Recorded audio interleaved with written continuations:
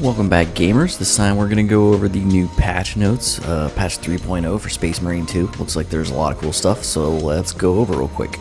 The main takeaways, of course, are going to be they finally added ultra-wide support, which I know a lot of people were looking forward to, and also private lobbies for operations, so that, randoms don't just pop in, or you can just do it with bots if you want to. So that's pretty cool. We also get a new sparring arena in the battle barge, so looking forward to seeing what that's all about. And then finally some more customization for armor, mainly just resetting armor pieces so you don't have to just do a new color or get rid of it entirely. So yeah, alright, the Emperor protects. Let's get in. So like I said, we went over all this, what's new and message of the day. That's pretty standard for games nowadays. But let's go into this stuff. So the marking tool has been updated, so get a little more responsiveness. It's not going to highlight things it really didn't need to, and they said several minor bug fixes. We don't know what those are, but yay. So they also upped the damage on the Power Fist. I haven't actually unlocked that yet, so kind of looking forward to using it now. Heavy Plasma, which I have unlocked. They increased the base ammo by 5 and the blast radius increased, which is good. And then the overheat per shot drastically decreased from 50 to 30 for charge shots and 20 to 15 for base shooting, which is also really good because while the heavy plasma was like an awesome weapon, it did overheat really easily. Medical stims now restore the contested health, so that's the white part of your bar, in addition to actually healing, which that's good. And then the auxiliary grenade launcher ammo can now be refilled only with ammo boxes and not from the infinite ammo cache, which, fine, I guess. Whatever you say, Saber. For the campaign difficulty mode, enemy aggressiveness on Veteran has been decreased, which is probably for the best. Veteran is the difficulty level I first played it on, and obviously I did beat it because I'm a champion, but it was hard. I died a lot, so it's kind of nice. And to compensate for this, they reduced the player's health a little bit, which, that's fine. So as for the bots in the campaign, so this is, Gadriel and Chiron, it reduced the restrictions on just pretty much everything. So they're not going to beat the game for us, but now they actually help. The main thing that, if you've played campaign, you've already noticed is they will now help focus fire zoanthropes, which is great news because you were pretty much on your own in campaign on those. And then they ease the restrictions on finishers so that you don't have to go around after the fight, executing all the big guys because Gadriel and Chiron are, averse to blood or something, we don't know. Bots are now allowed to help with the gargoyle objectives, so that's when all the gargoyles are attacking the chains or attacking the generators or whatever they're attacking. That was pretty much on you, and now they will help with that, allegedly. We'll see. And then fix some more bugs related to getting stuck, and fixed a bug where they would run out of ammo. Alright, for operations mode, they tweaked the AI director and the spawn rules. So I'm just going to go over just that quickly. Zangors with shields reduced from 10 to 4. Cultist snipers reduced to 10 to 3. I'm sure we'll all appreciate that. Zangors in the arena reduced to 30 to 20. Rubric Marines, which are the Zinch Marines with bolt guns, reduced from 8 to 5. And then with Warp Flamers reduced from 4 to 3. I know Zinch says more Warp Flame, but, it's kind of about time.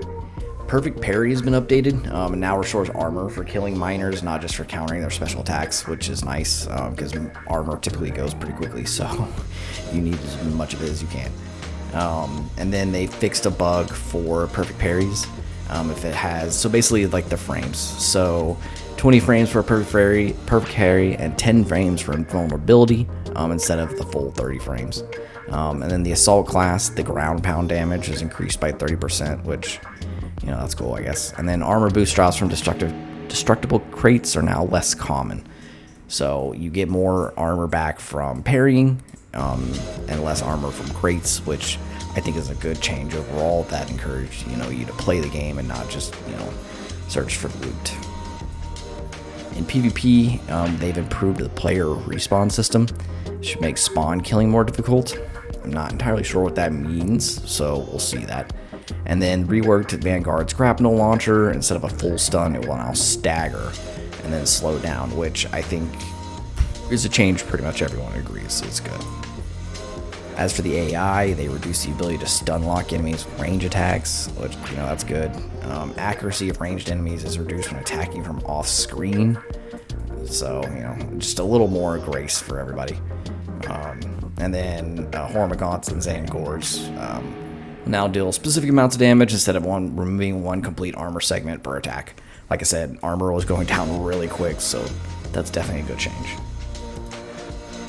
For Zoanthropes, they pretty much just debuffed them across the board. Their Psychic Scream now does less damage, is less ranged, and is less cast range. So they can't shoot at you farther, it will go less, and it does less damage.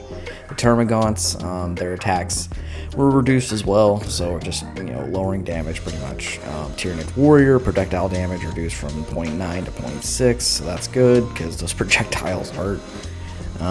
The Rubric Marines with Warp Flamers, again, they're just lowering damage on those. Same with the Bolt Gun. So, yeah, it definitely seems like they're just trying to lower the amount of damage everyone's taking in even time. And then the Zangor Shield gives a lot more HP, which that's, whatever. It's fun to kill them. Carnifex, the Rage phase is updated. Carnifex becomes faster and more aggressive. That's cool. Taunt frequency reduced, also good. And then fixed a bug where his Cone of Thorns attack wouldn't fire projectiles, which, bug fixes are always welcome. And then finally the Hive Tyrant, more health, and then resistance to explosive and melt weapons. So you can just, bury him in meltas and win. And then finally some customization stuff. Fixed icon color for Administratum Gray, Auric Armor Gold, and Celestial Gray. So if you're running those, yay for you. Fixed several issues with default colors being wrong on some chapters, like the Iron Warriors. The Vanguard Relic Right Greave part now requires 29 victories instead of 36, so always good. And then added a color pattern called Greaves Pattern, allowing the player to customize bottom and top half of the leg separately. So more customization, always good. Fixed some issues around the maps, several issues preventing players from progressing, so big fix there. Fixed a lot of minor collision issues, always good. Tweak Dust Storm density and duration and ballistic engine operation. I think we can all appreciate that. Tweak the Helldrake firing timing on the bridge and reliquary operations, and trials can now be accessed via the Hypnonaut in the armory, which, that's cool. And then finally, just some general fixes here. So fixed a bug where changing loadout mid-operation would restore your health. I think we all used that. Improved jump pack ability responsiveness. Well, that's good. Fixed several issues in trials, whatever those are. Fixed a bug where in some rare cases it'll stop working after performing a finisher. That's not good. Fixed a bug where player does not receive armor data from Hellbrute spawn from Chaos Portal. We want our armory data, so that's good. Fixed a bug that caused Vanguard's Adrenaline Rush perk description to show 1% instead of the actual 10%. So it was working, it was just displayed wrong.